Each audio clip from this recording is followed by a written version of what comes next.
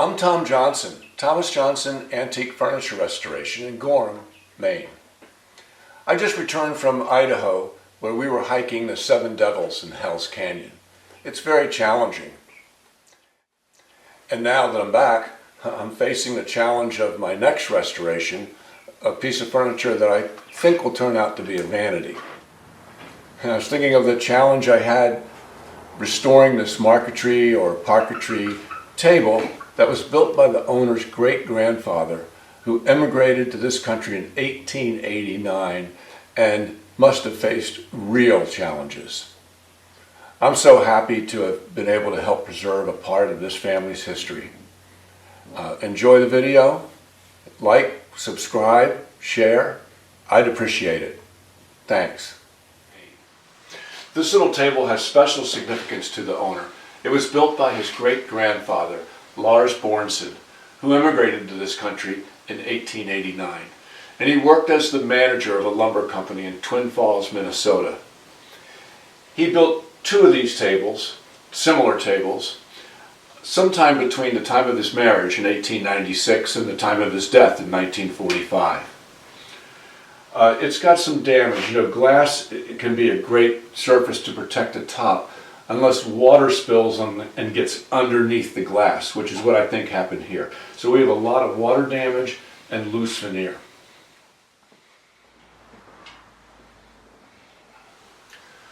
For a small table, it's very heavy. That's quite a construction project under here. The aprons and legs remind me very much of a piano bench. Luckily, everything's screwed together, so I'm going to take it apart.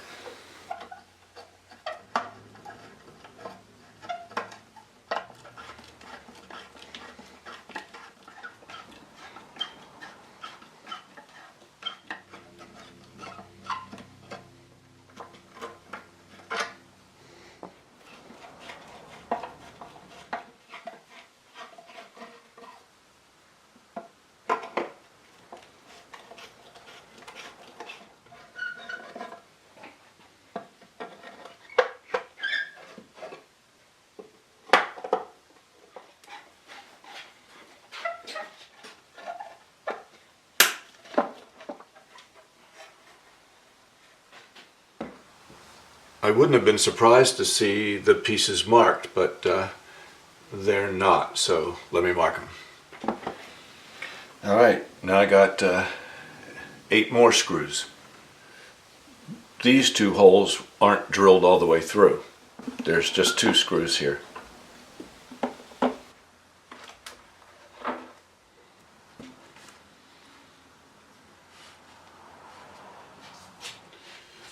All right, this is great, easily accessible. Here's all the damaged areas here. This looks like a paper gasket.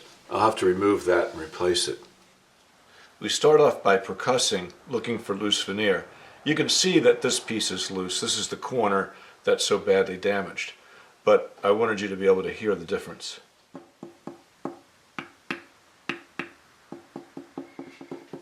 This veneer is very thick. So percussing almost, sometimes doesn't work at all. This is another corner where the pieces are obviously loose, but you can't hear it. So you can see it's loose.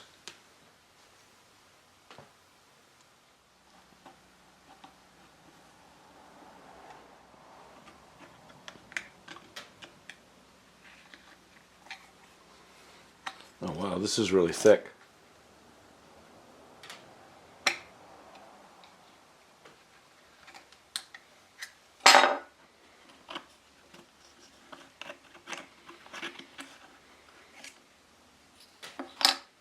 There's a lot of glue there. You can see it here on the bottom of the piece too. I can't tell what kind of glue it is. I'm going to scrape this a bit. Before I do that, I want to put some heat on it and see if it reacts to heat. That was 2 minutes of heat. Pretty warm. Very little reaction.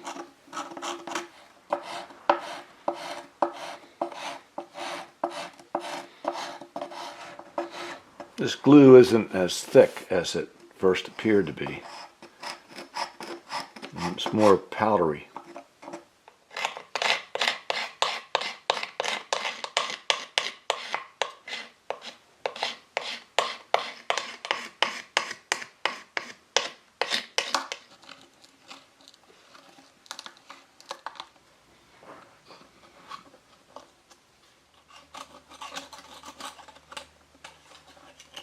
This is just water, warm water.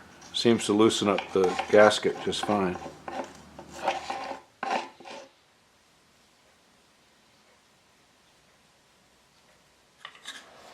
Turns out it comes off dry too. I don't really think there was any glue here. It was just stuck.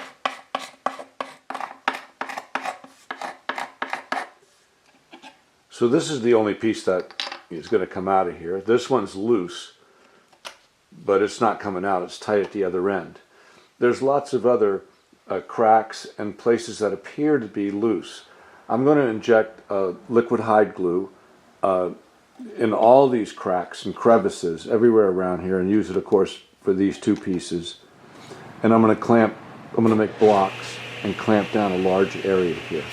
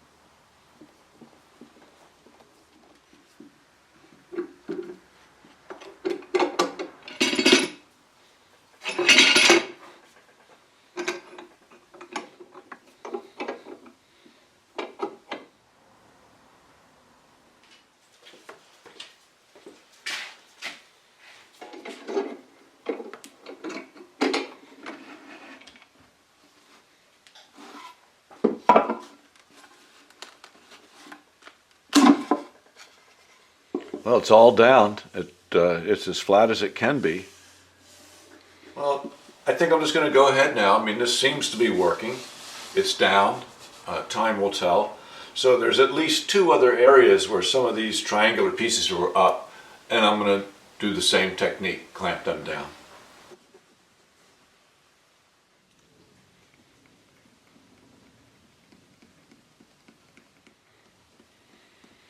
All this glue's going somewhere.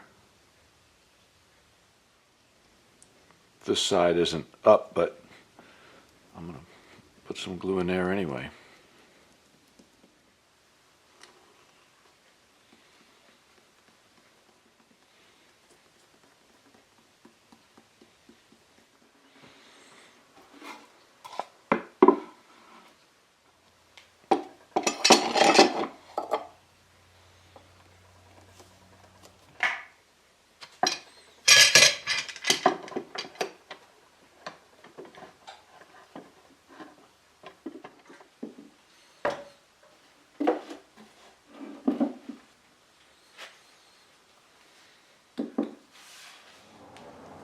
This piece you can see is loose, but doesn't make much noise.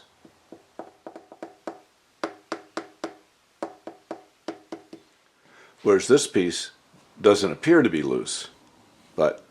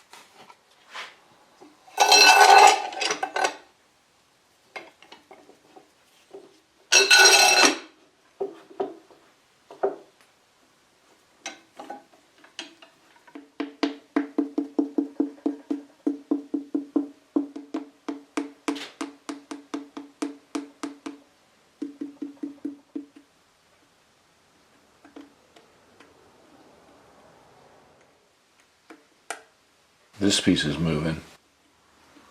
There's just these pieces being a 1/4 inch thick. There's just no way that you can get under it and lift it. I'll just keep trying to press glue into these areas. I'm getting ready to glue these loose parts in the center section. I didn't show you before what I was doing underneath. There's a frame underneath, so you don't have a flat surface. And so I was adding these blocks underneath to give the clamps something to grab onto and also to put direct pressure on these areas. I'm going to slip a board under here just to hold it in place until I get the clamps on.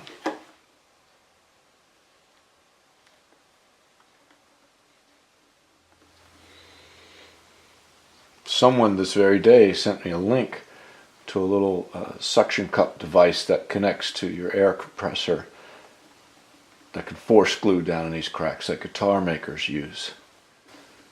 Would have been perfect for this one.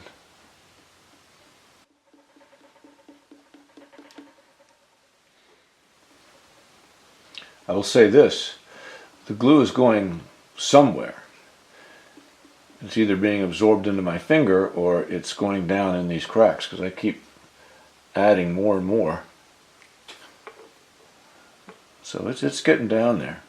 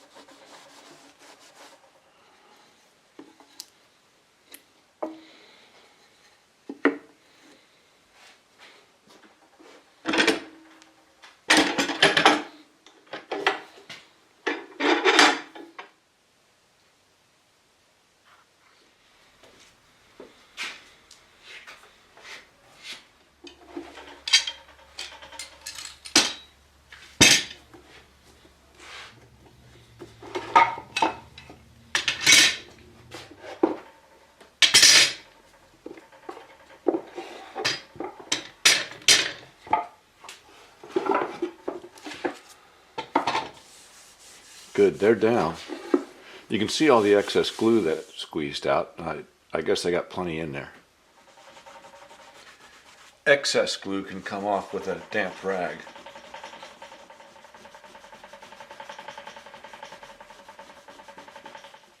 So as I'm wiping this off, I noticed that this piece isn't flat. And I'm looking at it and it's still moving.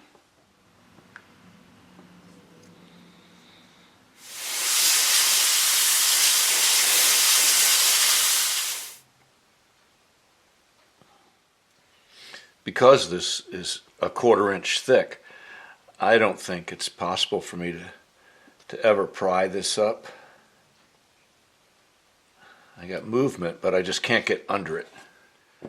I'm wondering if I should try to access that space from underneath. Somewhere right about here. This is a pretty thick board. It could possibly be 3/4 of an inch thick. It would help explain why this thing is so heavy. I think I may try to drill in there. I think I want to come through right about here.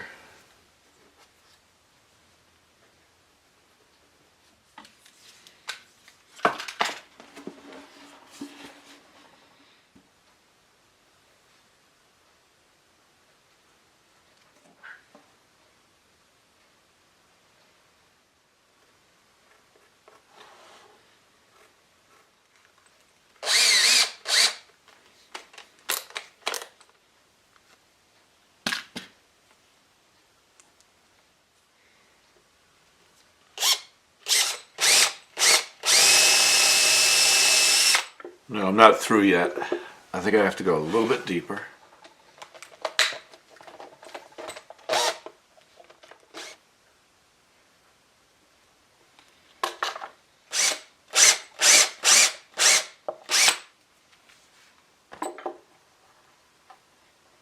Nope.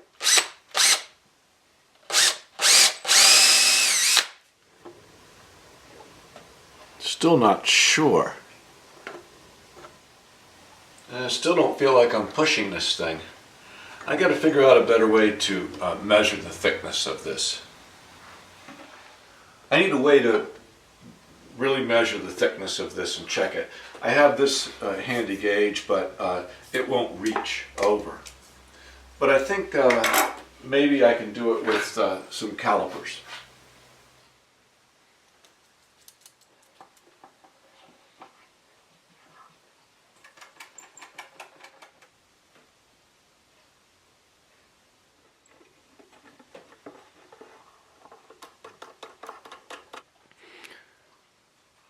Yeah, 1 inch, just like I thought. So we knew that the parquetry pieces were a 1/4 inch. So that means the underlayment is 3/4 of an inch, just like we suspected. Let me check my drill bit here. Yeah, I'm just shy of 3/4 of an inch here, because I was being very conservative. I guess I got to go about a 1/16 deeper.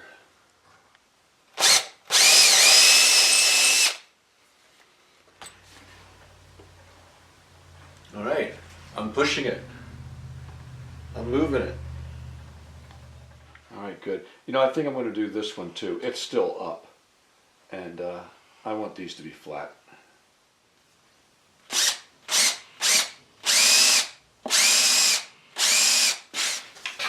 Now, I'm going to use West System epoxy, but instead of the pumps, I'm going to count drops in the right ratio because I need just such a small quantity.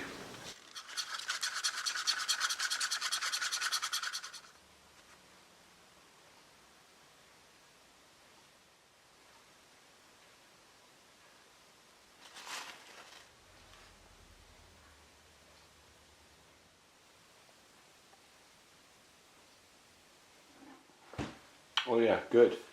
It's coming out.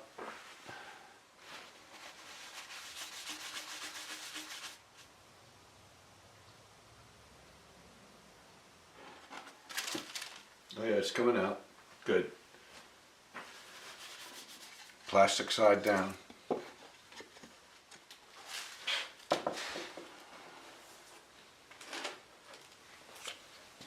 Cleans up with alcohol.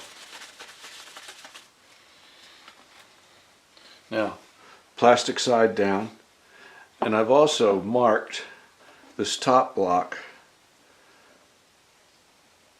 exactly where I want to put the clamps, which should be right over these 2 points.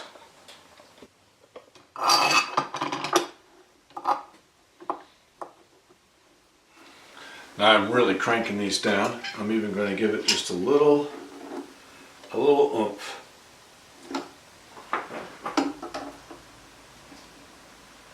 I want those pieces of wood to be down and flat.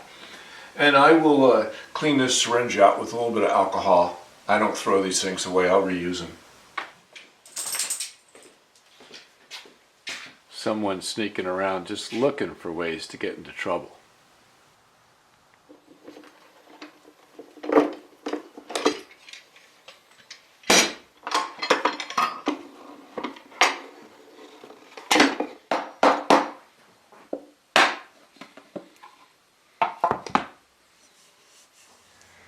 So this area where most of the water damage occurred is very uneven. I've got to sand it to get it flatter, to get the finish off of it, and then I can treat it with oxalic acid. And I'm going to need to sand the whole top. There's lots of uneven places, and once I sand this area flat, I've got to sand the rest of it too. Maybe I'll try wiping it off first with some lacquer thinner to see if the finish comes off.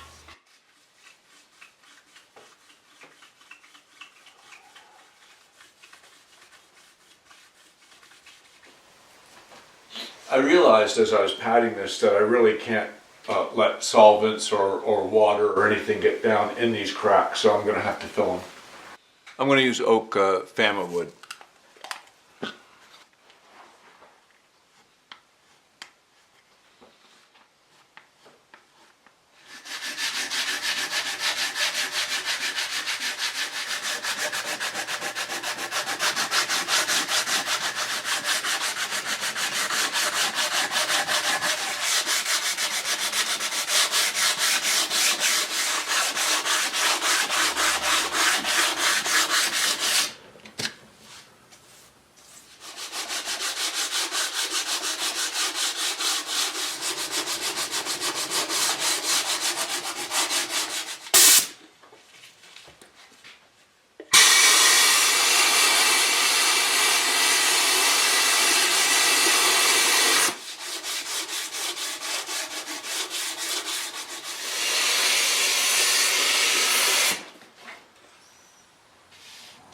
boy, that was more sanding than I thought I would have to do, but it only made sense. I had to fill those cracks so that the water from the oxalic acid didn't go down in there.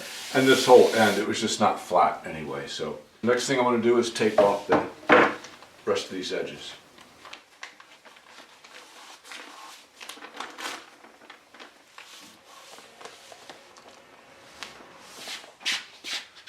I've never known if there was a correct amount of oxalic acid to use. We just use plenty. Like here, I'm going to use 2 1/8 cup measures in about 16 ounces of water. I've got some hot water I heated up on the stove, and it ought to do the job.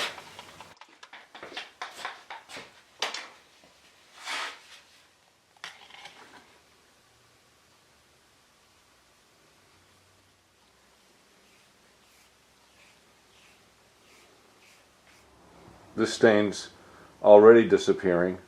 Even those darker marks are starting to fade a little bit. That's a good sign.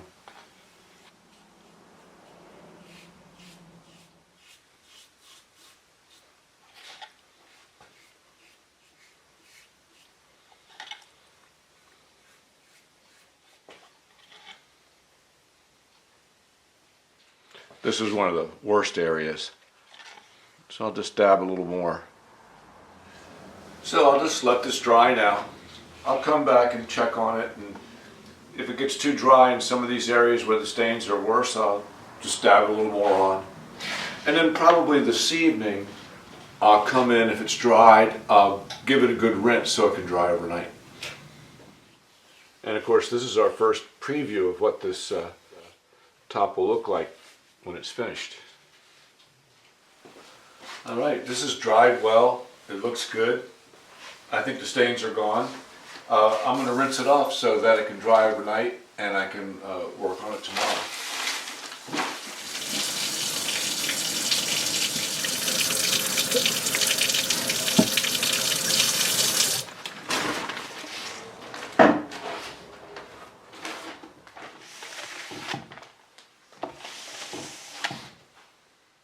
Now let that dry overnight.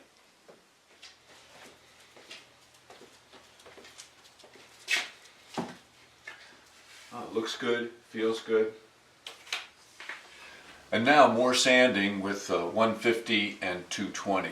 You know, a lot of these pieces are being sanded cross grain, which is fine, as long as you sand the 100 marks out with 150 and then sand the 150 marks out with 220. And then it's not getting stained, so it'll be fine.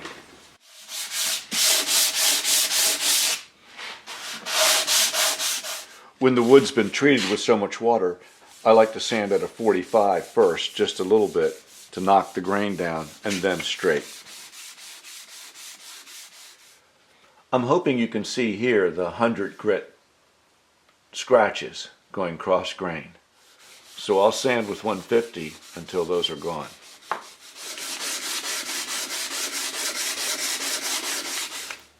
It can be difficult to tell, but I think I've replaced the 100 grit scratches with 150 scratches now.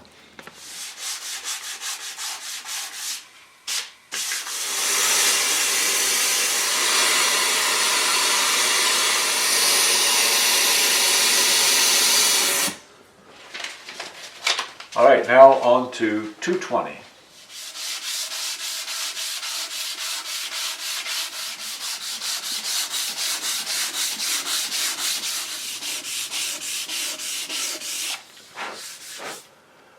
I think that looks good now.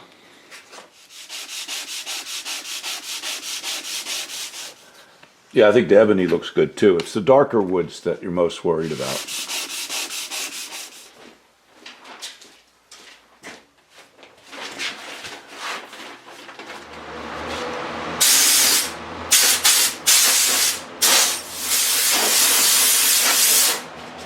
I'm going to apply a coat of the Waterlock's tung oil varnish.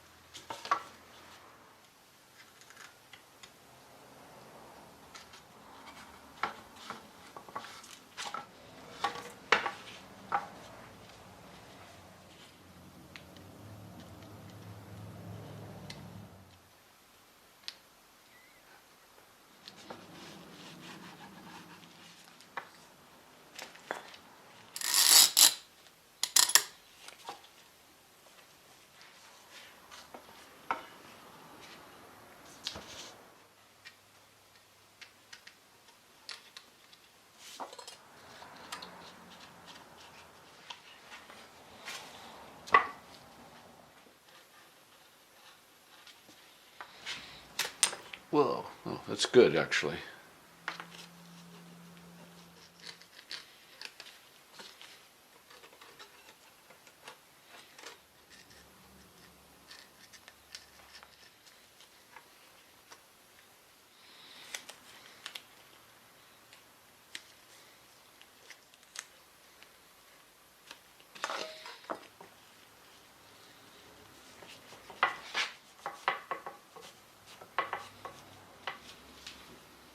I want this to sit flat.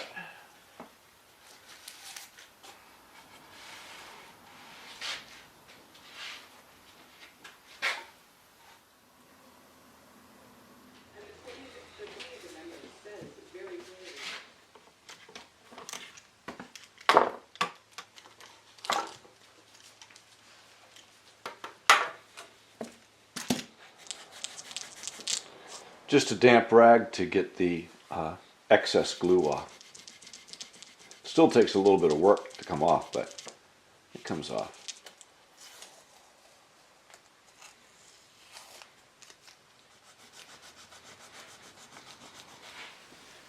You can definitely make a case for refinishing this frame. It's got a lot of water damage, but before I do that, I'm going to try cleaning it with some paint thinner, try scrubbing it, see what I can get out of it. It'd be nice if I didn't have to refinish it, because I want to keep the finish the same on the base. I assume it's the original finish.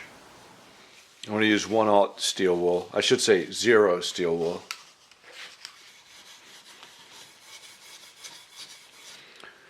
Well, that seems to bring this right back to life, but let's check the damaged end.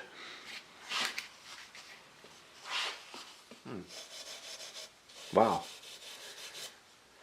That big water spot seems to have gone away, but of course we won't really know till it dries, but this is a really good sign. So I'm going to go over this entire frame with the steel wool and paint thinner, and the base too.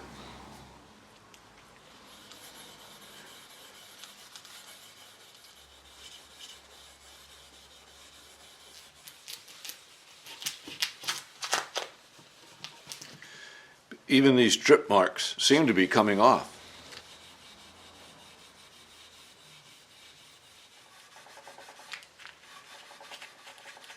These are a little more stubborn, which is surprising.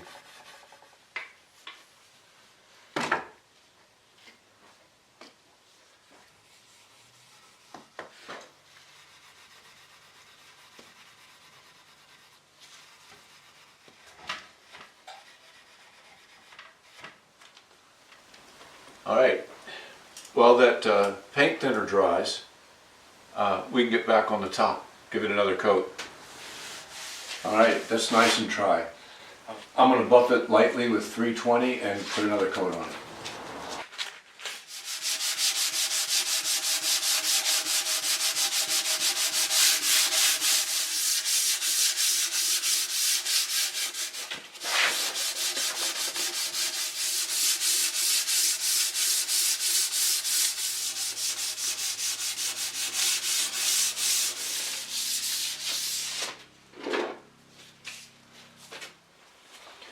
I'm going to wipe it off with this Mohawk wax wash remover. It's just a blend of solvents that's really good at removing any contaminants that might be on a surface, which I don't expect here.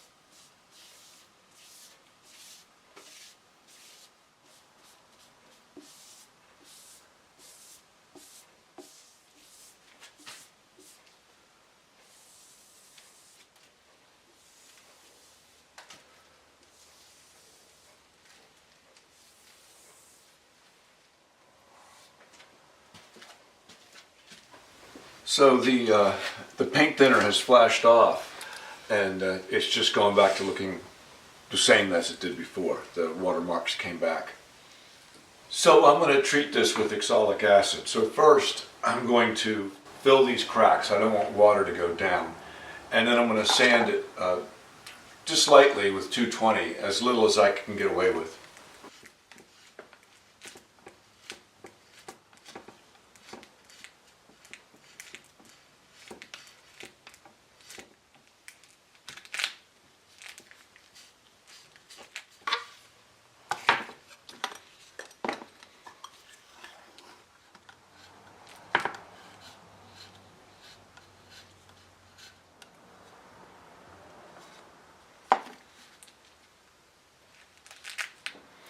Okay, I've let the putty dry for about 45 minutes, and I'm going to sand, but just with 220, and just try to keep it as light as possible.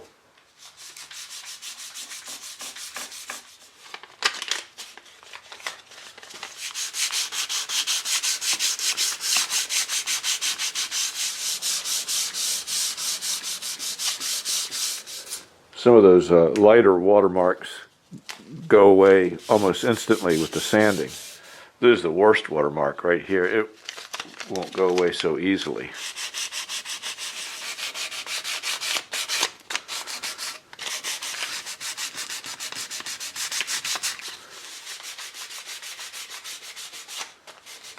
Yeah, these are tough.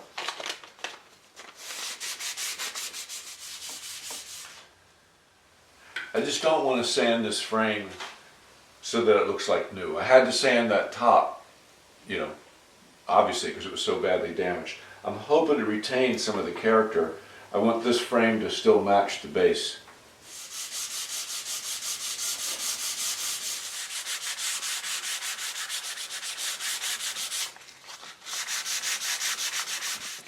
Slowly but surely the whiteness is going away, and it looks like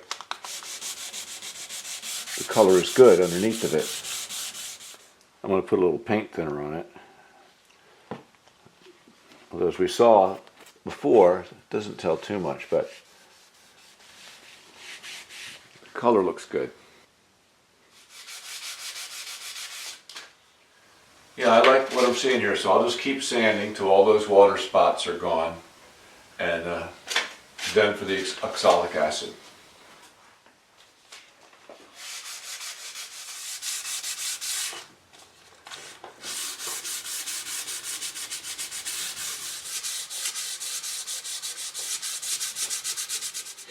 See, we were focused on the larger damaged areas, but here you can see all these water spots. They weren't even that obvious at first. After I cleaned it, they came out. So I'm sanding just enough till I see those go away.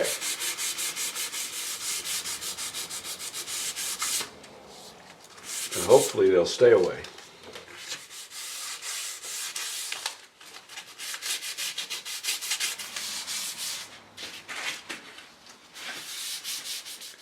See all these drip marks.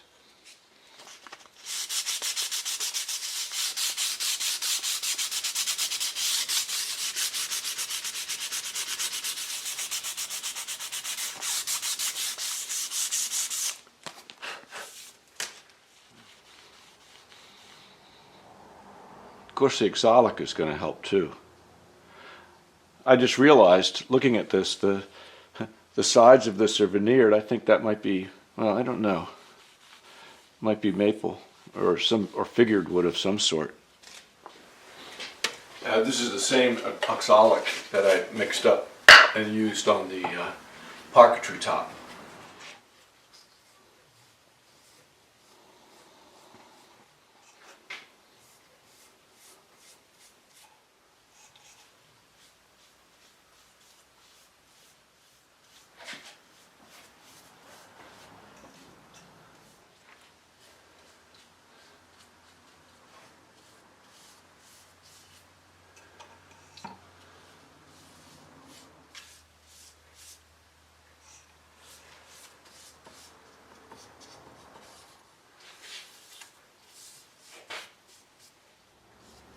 Well, the good news is that I was going to do a close-up of the corner that had the worst damage, and honestly I can't tell which one it is, so that's a good sign. We'll see. These things can come back sometimes. And the color looks good too. I might need to tint the finish a little bit, but we'll see.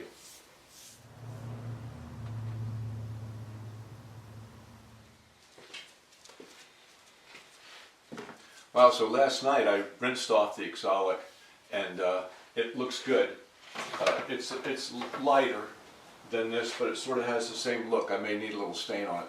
But I'm setting this here, looking at the color, realizing there's something missing.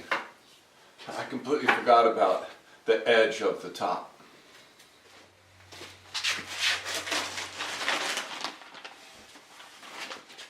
In the meantime, the top's looking great. It's definitely going to need another coat though.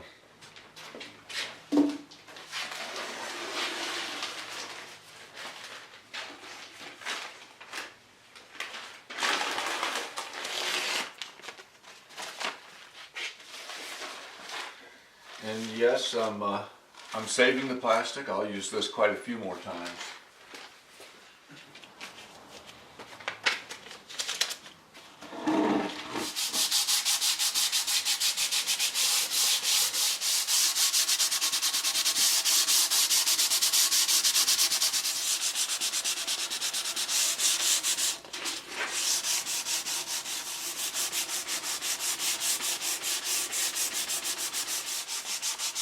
I'm trying to sand as little as possible, but, or to put it another way, I want to sand just enough to see these marks diminish some. Maybe not even go away altogether. They may not go away altogether. Those marks may still be there. They may come back when I do the next step or something, but at least they're greatly diminished. I can work with that.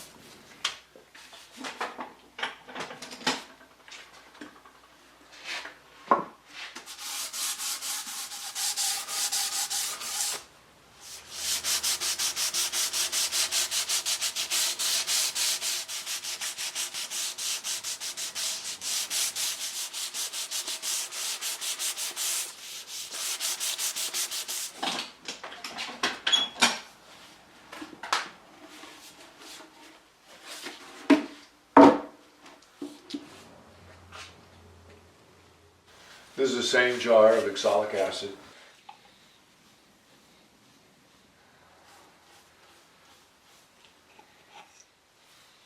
Yeah, the color looks really good with the base. Okay, I'll let this dry and then I'll rinse it off with clear water. Okay, this has been rinsed, dried.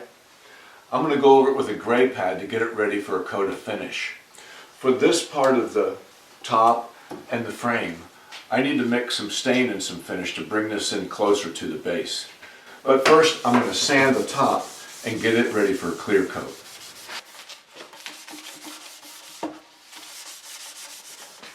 It's easy to see why the top needs another coat. There's so many different types of wood here, all with different levels of porosity. I think you can see this here, so I need to get some of these pieces of oak that have soaked in so much finish a little more built up.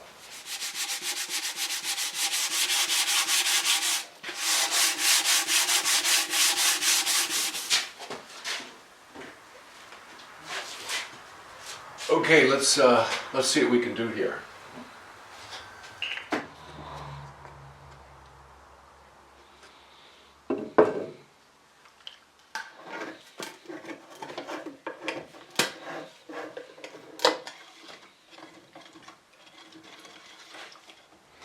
This is an oil-based stain that will mix with the oil-based finished. And this is raw umber. There's a random piece of wood. I'm just going to put a little finish on.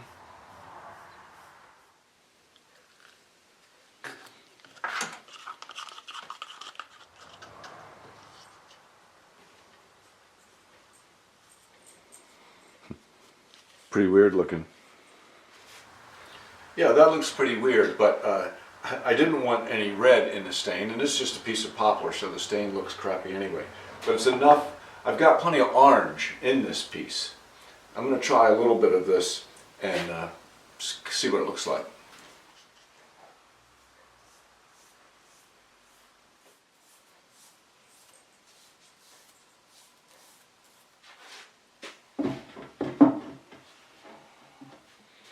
Okay, it still is different. It's good, but it's still different. It still has too much orange in it. I'm going to put some more of that brown stain in.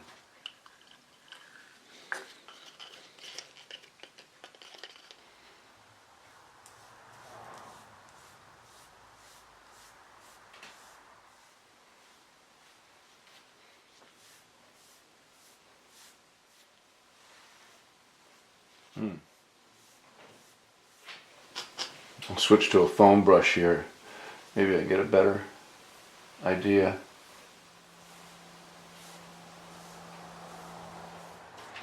So it definitely darkened it up, but I wouldn't say it necessarily matches any better. I may add some more clear, lighten it out, get somewhere between these two. So you have to realize I'm not even trying to match this finish. I don't even want to talk about this white stuff that's in the grain. That might be white filler or glaze. I don't even know if it was done on purpose. But I want to get this to a color that goes with it pretty well and won't jump out.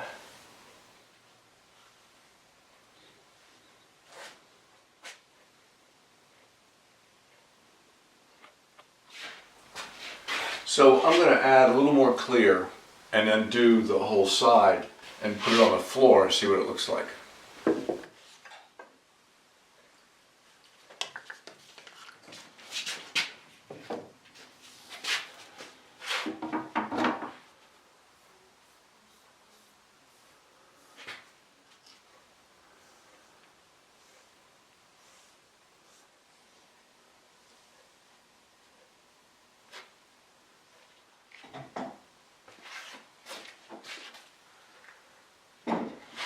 Not bad, really.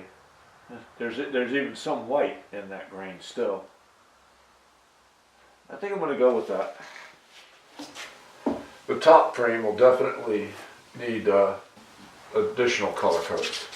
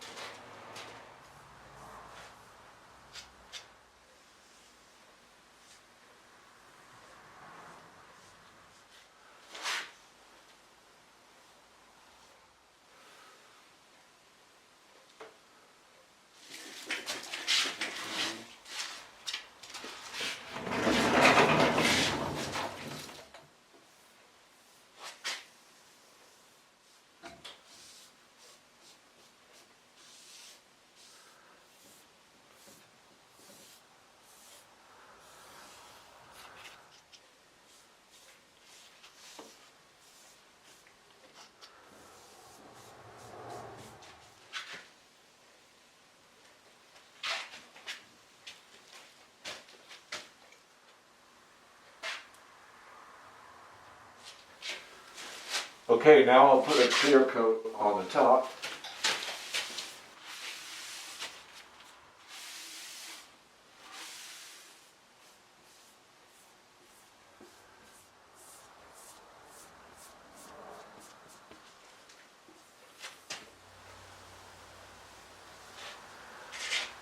And now I'm going to put a coat of clear satin on the base.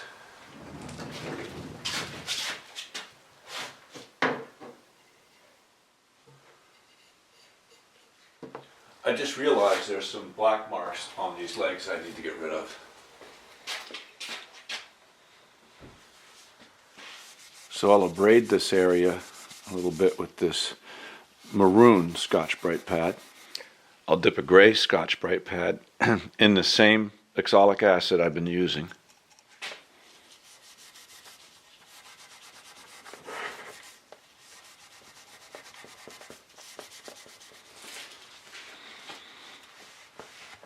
Boy, it looks a lot better now.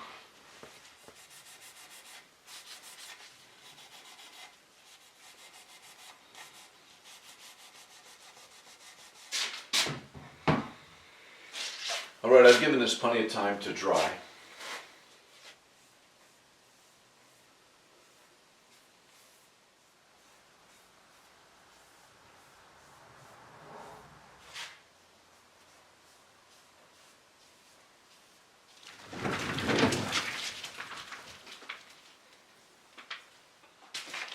All right, let that dry. Okay, I want to put this together. I'm going to do it away from the windows.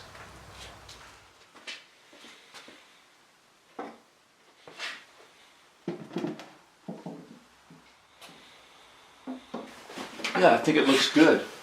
This frame matches that really well. And this needs more color, and I knew it was. This was the lightest part. It cleaned up the lightest. So this top frame needs more color. I have an oil stain here. The color is called Pecan. I got this. It's a really good color for the old like schoolhouse oak type of color.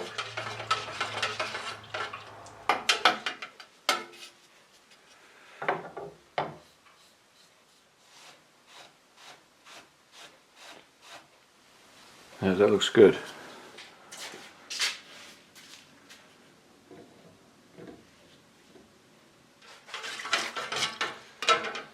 It's my intention to mix this with varnish, but let's just try a little bit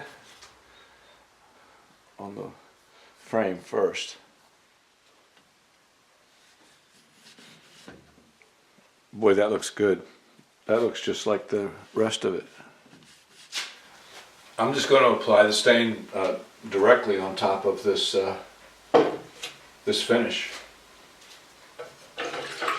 I only have like one coat of that toner varnish on here. I'm going to put the stain right over it.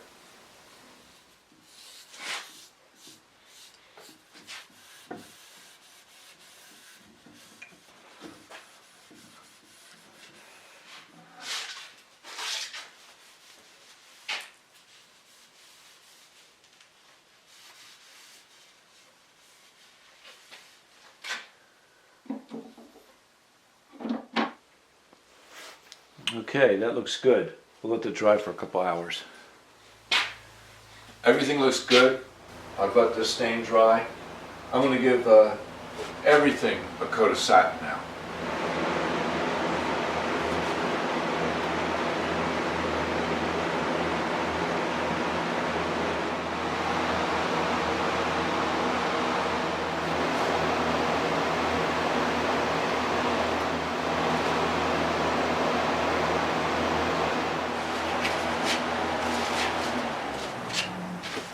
All right, we'll let this dry overnight.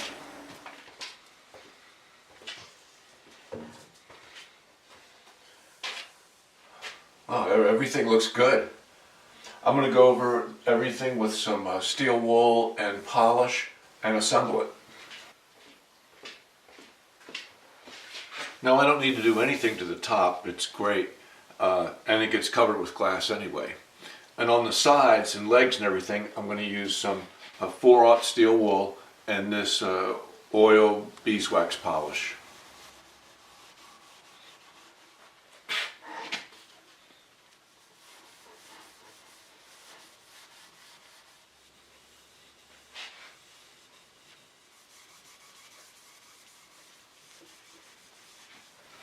So the 4/0 steel wool just acts to smooth the surface a bit with the polish as a lubricant. And then of course the polish itself, the beeswax polish, leaves a really nice soft satin sheen.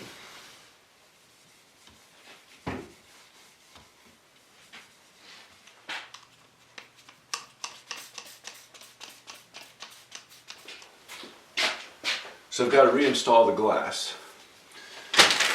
You know, when I took the glass out, he had used these little strips of felt ribbon or something in here. But I'm going to use a little bit of silicone because I want to have it be watertight. If water spills on the top of this piece of glass, I'm hoping that maybe it won't go through.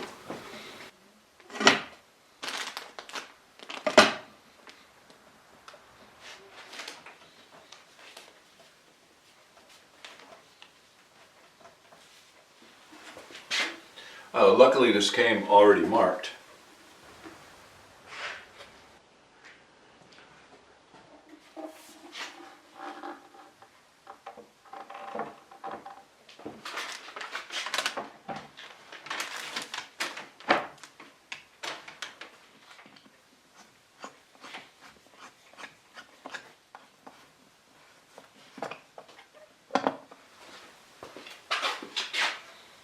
Luckily I marked this base. I didn't see any indication that it was marked already.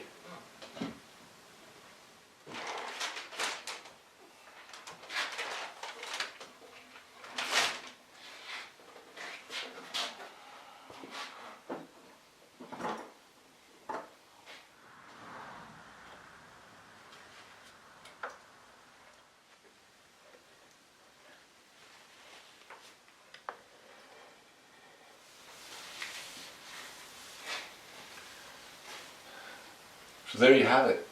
This is a great little family heirloom table built by Lars Bårdsen in the first half of the 20th century. And as I worked on it, I really began to appreciate the parquetry work he's done here, and I really like it a lot. I have about 12 hours into this job, and these are the tools I used. I think it looks pretty good, and I can only hope that Lars would approve.